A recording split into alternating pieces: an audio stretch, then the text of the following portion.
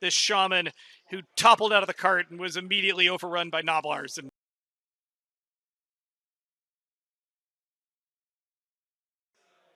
all right, we're at Game Castle Santa Clara on Monday Old World night for a Old World battle report. We are playing Mountain Pass. I have got my Orcs and Goblins against Bryan's absolutely beautifully painted Ogre army over here. We'll be right back in a second with deployments. All right, so for my deployment list, I got some Gnoblar trappers up here scouting ahead to run interference. Got a Gorger unit of Yetis behind. Got a big brick of Saber Tusks with a Hunter leading him. He's got the Sword of Might and Armor of Meteoric Iron. Got a Scrap Launcher behind there. My mandatory minimum unit of Ogre Bulls with Ironfists and a banner. Got a big old unit of 30 Gnoblar Fighters there, and they will be supporting that Slaughtermaster, of course. He's got Grut Sickle. He's a level 4. I'm running a battle this time. I got Troll Guts. I got the movement spell, Curse of Cowardly Flight, and the Flaming Pillar. And then I have a 4-man unit of Iron Guts over there, the elite of the Ogre Kin. They're going to be rocking the Cannibal standard for a nice 5+ regen, and then they just got their heavy armor and great weapons. Got 2 more Gorgers over there because this is kind of a hunting party themed list, so I got a lot of monsters and Yetis and Hunters. Speaking of which, way off in the backfield, I got a couple of scouting hunters that took advantage of this really long deployment table edge to actually sneak in behind the Orcs. So it fits into the narrative of us ambushing these Orcs and Goblins. For my Orcs and Goblins Grand Army list, I have 2 Mangler Squigs right there, single Mangler representing a Mangler Squig on each base. Unit of Snotlings in marching column, 2 Goblin Bolt Throws. I've got this Doom block of 51 Night Goblins with spears and 2 Goblin Big Bosses with great weapons, full command Netters, Fanatics, and a BSB for good measure sitting there in the front, also with a great weapon, Night Goblin Big Boss.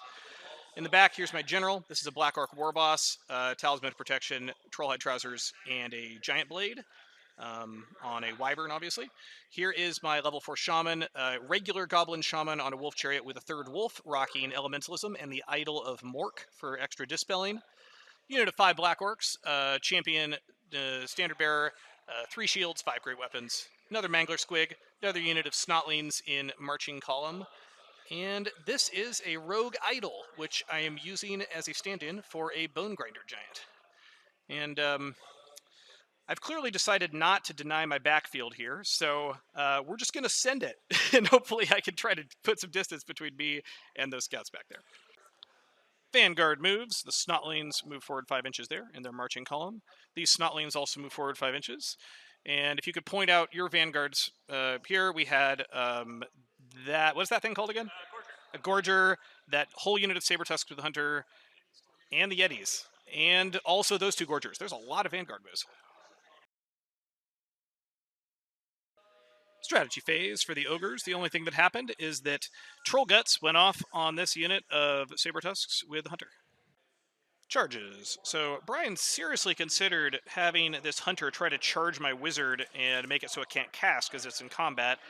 Would have required a 6 on the die. He decided against it. He's just going to shoot it. His Gorger has Frenzy, so it must charge. So it charged into the Snotlings successfully. Movement for the Ogres, remaining moves. The Gnoblars are being an absolute nuisance here. I'm not totally sure how I'm going to resolve that. Kind of bunched up here. Move forward, move forward, move forward. Just general movement across the board here.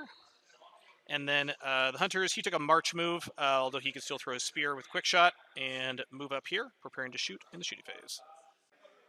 Ogre shooting phase. So this Hunter shot a heavy throwing spear, did 1 wound to my Wizard on the chariot. And this Hunter shot his bolt thrower, needed a 7 with heavy cover and long range and ponderous. No long range, sorry. Ponderous and heavy cover. But he got the 7 up, and he rolled a 3 wounds on his multi-wounds. So that Shaman's down to 2 wounds.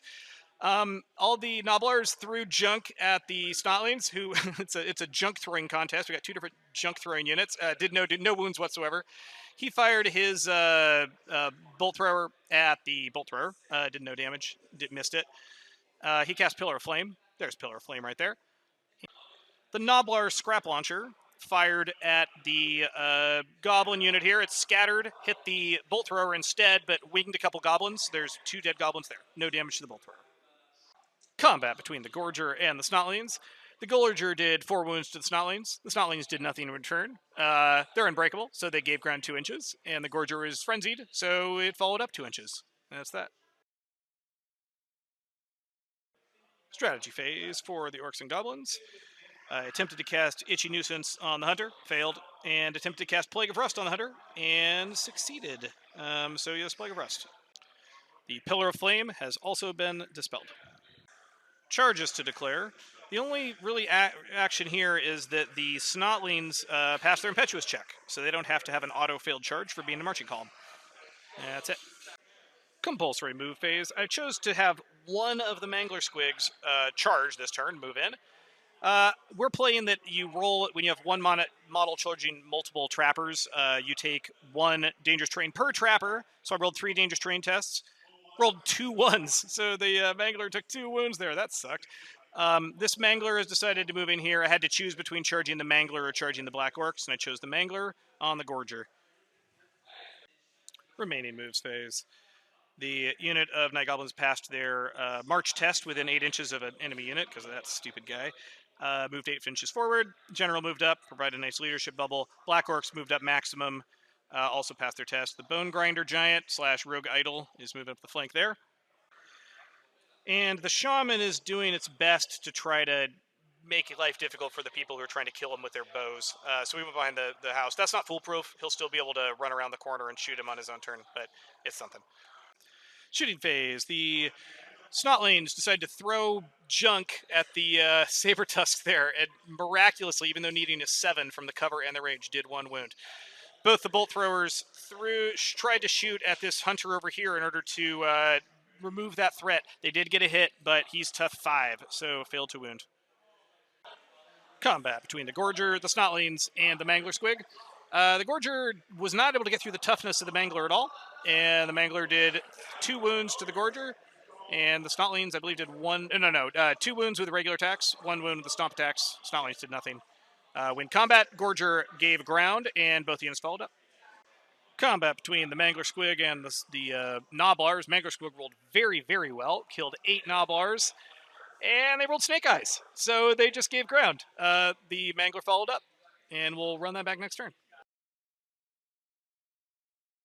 Strategy phase for the Ogres. So the Slaughtermaster over here cast Woods, the first one. Troll Guts. It got dispelled by the Shaman over here. Is still within 27 inches with the Idol of Mork. Then he cast Curse of Arrow Traction and rolled a miscast. Calamitous Detonation, Strength 6 hit, but it's pretty nice when your Wizard's tough 5. He just shrugged it off, didn't even get wounded. Charge phase for the Ogres.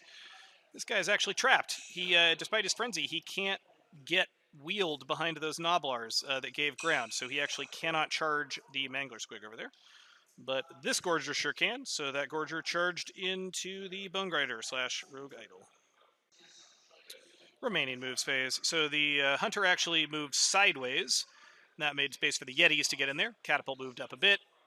Bulls moved up a bit. Gnoblars moved up across the line. And then over here, that Hunter moved up. And this Hunter, Skirmisher, moved right next to that chariot, the Shaman on a chariot, ready to kill him. Ogre shooting phase was not great. So first off, the catapult tried to shoot the goblins. It scattered 8 inches back that way and killed a Saber Tusk. The Gnoblars there tried to use their throwing weapons on the goblins and didn't do any damage. This Hunter shot his bolt thrower at the bolt thrower and did no damage. He shot his bolt thrower at the Mangler there and missed. And he shot his throwing spear, because he had a big move, at the chariot. And thankfully for me, he missed there too. So actually no damage. Oh, and the Ruby Ring of Ruin. He attempted to cast that. And I have initially failed my Dispel roll. I am, believe it or not, within 27 inches with the Idol of Mork. But I used the reroll from the Idol of Mork, and that was enough. So that got dispelled. And he did successfully cast Pillar of Flame over here, so that is right in front of the Night Goblins. The Gnoblars versus the Mangler Squig. So the Mangler Squig killed the Gnoblars, but they had the same initiative 3, and miraculously the Gnoblars actually managed to put a wound on the Manglers. The Manglers down to 1 wound. Gnoblars are dead. I took the overrun, moved into the Gorger, but that will be a not a. I won't get any bonus for impact hits next turn because I didn't move a full 3 inches. We've got the Gorger versus the Mangler Squigs and the Snotlings. So the Mangler rolled pretty bad, only did 1 wound to the Gorger. Gorger did 1 wound to the Mangler, that's a tie. The Mangler does not get a close order bonus for combat res because it only starts with 4 wounds. But the Gorger has 5 wounds, so it does get the close order bonus. Gorger wins by 1. The General is within 18 inches, so this is going to be a break check on Leadership 9 with an 8 to fall back in good order. Where's the other die? Oh, that's a break. Oh, no. Well, I'll be right back with that. All right, so I rolled a 10 on the flee move. I pivoted away and moved away from his center. He rolled a 9 on the pursuit, and he chose to pursue me rather than follow up into the Snotlings who gave ground. So he is 1 inch behind me, hot on my tail. Bone Grinder Giant versus the Gorger over here. The Gorger did 1 wound to the Bone Grinder Giant. Bone Grinder rolled a wallop on the table, but you do have to roll a hit for a wallop, and he missed. He'll need to 4 up because he's only weapon skill 3. Did 2 wounds with the stomp attacks and 1 combat, and decided to restrain. Was just barely in range of the General, so he passed his restraint check. The start of the turn, the Pillar of Fire moved through the Goblins, through the Bolt Thrower, and through the second Bolt Thrower. Really good angle there. Fortunately, no damage to the Bolt Thrower, but it did kill 3 Goblins.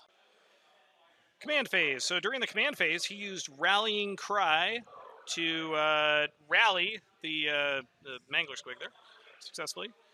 He tried to cast Plague of Rust and Itchy Nuisance. Itchy Nuisance got dispelled off of him. Plague of Rust just simply failed to cast. Charge moves. So the Goblins moved in on the Saber Tusks with the Hunter, and the Black Orcs and the War Boss both charged into the Iron Guts, I believe, Iron Guts, and he took his 2-inch charge into the Gorger. All right, compulsory moves. This Mangler moved into there, and that Mangler moved into the Gorger, 1 inch. Remaining moves. The Goblin on the Chariot cast Travel Mystic Pathway and moved 12 inches, so he was there, teleported over to there to try to get himself safe. These Snotlings reformed themselves into skirmish formation. Those Snotlings marched forward 10 inches past their check. Shooting phase for the Orcs. The Bolt Throwers pivoted around, shot the Hunter. 1 of them hit, did a wound for the flat 2 wounds. They threw throwing weapons over at the Yetis and managed to do 1 wound miraculously. And he cast Wind Blast on the Gnoblars and killed 3 Gnoblars. All right, combat over here with the 2 Manglers against the Gorger.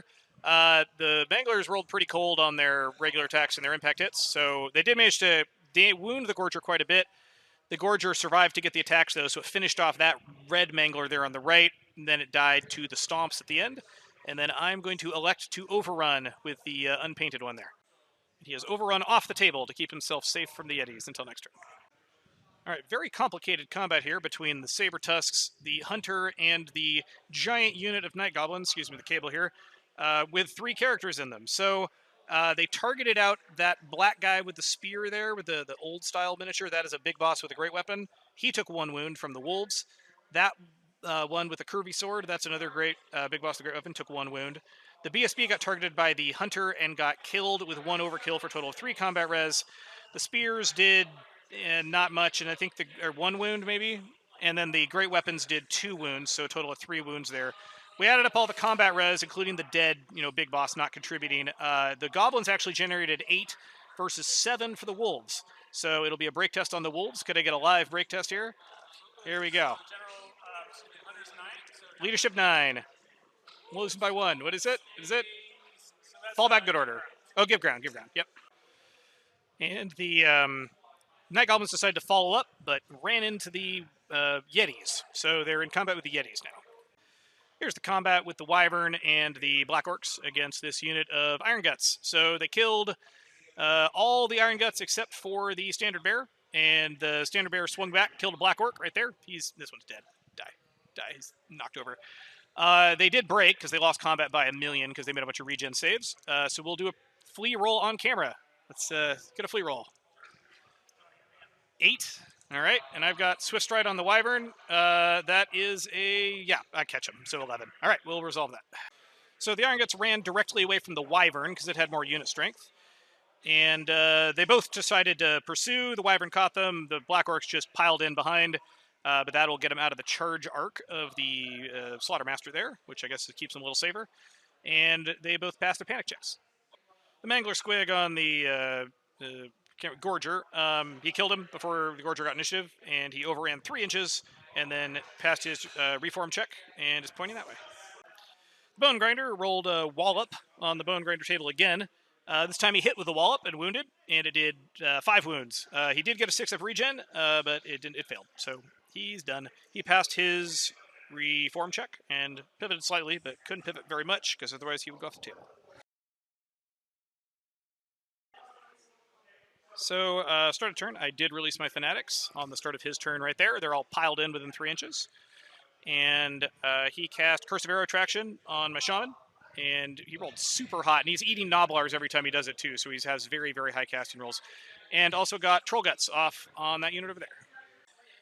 Charges. So the Yetis were already in. The Saber Tusks and the Hunter charged on in the front.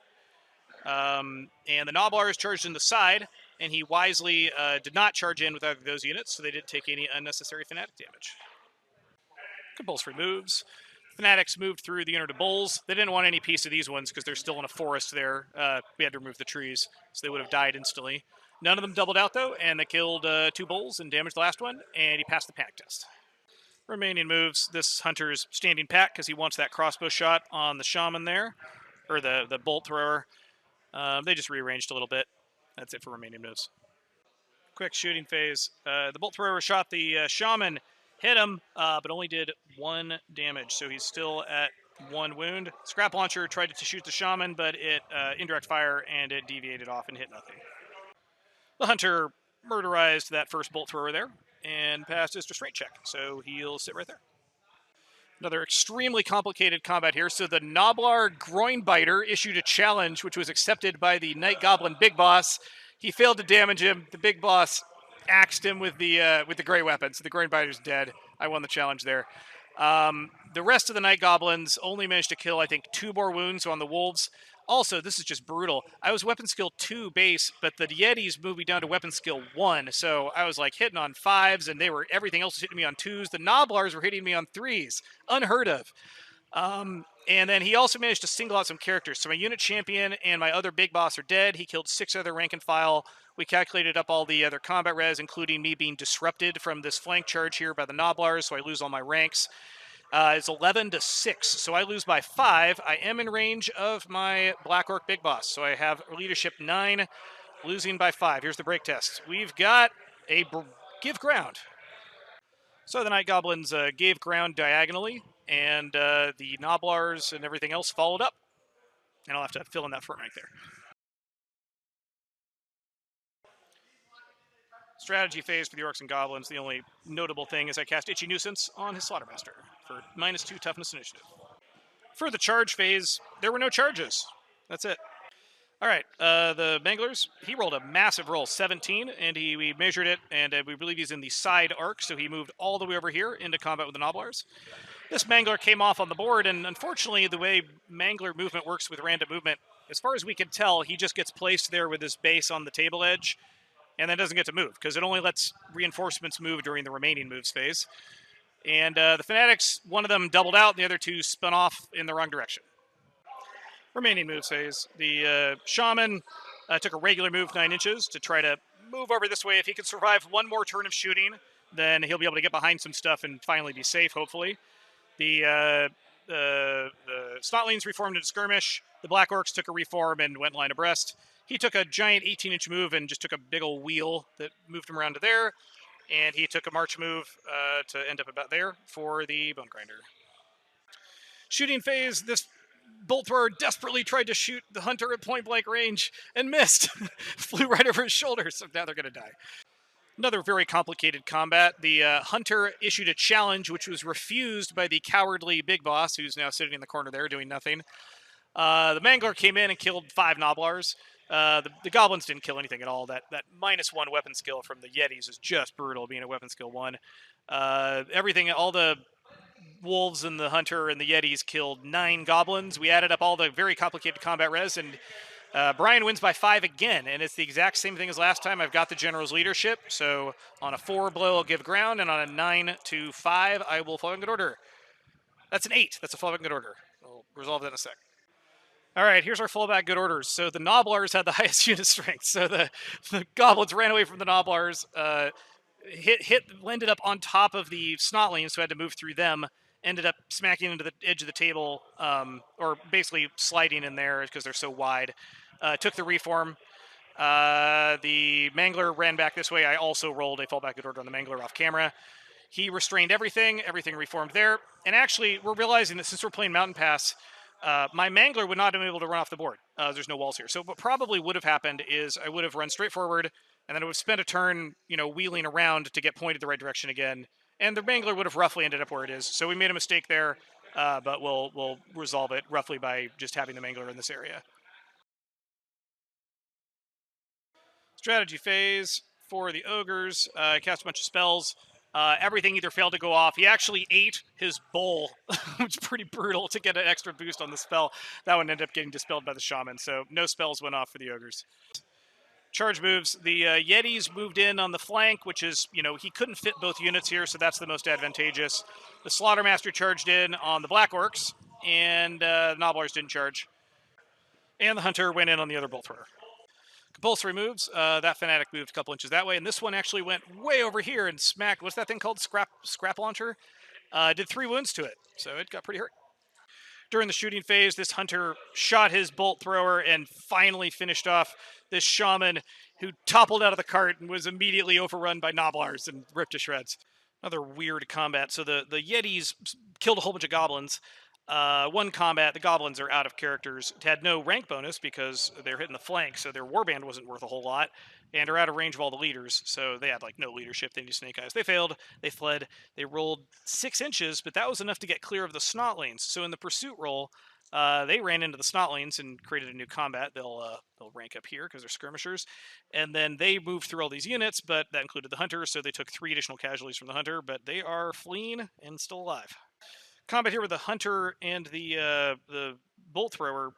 Hunter did no wounds, rolled absolutely horribly, 3 1s to wound, and the goblins didn't wound the hunter, and nobody has close ordered or anything like that, so that's just a push. They will fight again next turn. Black Orcs versus the Slaughtermaster. The Slaughtermaster killed 1 Black Orc, and the Black Orcs did nothing back to the Slaughtermaster. So wins by 2 because you are close ordered, I believe. Yep, and I am stubborn, but I'm not going to use it. I'm going to take my chances with trying to get the 7 with the general right there. Here's where we're going to roll. Yeah, give ground. All right, bottom of 4. We're going to go ahead and call the game at this point. We are starting to run out of time for closing here at the store. It always takes longer when you're filming. So they're going to grind through the Snotlings, and he's probably going to eventually kill that. The goblins may or may not rally, but if they do rally, they'll probably run for points denial. This guy here, the hunter, is going to get sandwiched between 2 manglers, and that's probably not going to end well with all their killing blow and stuff. So their manglers are probably going to take him out. The general's going to go burn through both those units, and then that fanatic might also do more damage there. And then now, because I gave ground here, that means that the Bone Grinder is going to be able to charge the general, probably kill the general. So Bryan has gracefully decided that I probably have to win here. It's not a tournament or anything, so we're not going to count up all the points. But we'll call this an Orc and Goblin win, and I'll be back in a second with a debrief. It was a hard game. This is my first match against Orcs and Goblins. Mangler Squigs are not... How many points are they? Do you know? Okay. That's fine. So, for reference, the Gorgers are also 95 points. Yours are a lot better. Yeah, it's a very hard list. The 3 Mangler Squigs, the Wyvern Lord. I couldn't... My goal for the game was basically to try to ignore this flank as long as I can and just take the moral victory on this side. Yeah, I did. I killed the wizard. I feel good about that. The Sabertusk pack, I think building this list again, this list wasn't super optimized, but I probably split up the cats a little bit, because if you add cats to a hunter unit, they get Swift Stride. So you just add a couple cats. So like these ambushers guys back here, they would have had much easier charges in the first round, which would have been a lot scarier. Like if I locked down that wizard turn 1, I think the game, I don't know if it actually goes that much different, because the wizard I didn't feel was too impactful, but he was just running for his life the whole game. So yeah. So I don't know. Fun game. Very hard Orcs and Goblins list. If I had to build something to play against it, probably bring the 2 Iron Blasters, maybe a Stonehorn. I don't really like to do the Stonehorn, but that would probably be the best answer in Ogre Kingdoms. I can't decide if it's a good army or a bad army, but I don't know. You can play different power levels with it, with probably most armies. But yeah, no, it was a great game. A lot of fun. So thanks for having me. Yeah. So this is a new list I did. My goal with this list was to honestly try to take an anti-dragon approach. Now I'm not playing a dragon today, so I didn't really get to test out that aspect of it. But the goal was to have no good options for a dragon to charge. So if you kind of like go down through the units here with the camera, manglers, they have random movement, so a lot of times they can like run behind dragons and waste their time. The bone grinder can actually do a lot of damage to a dragon, even a really armored one.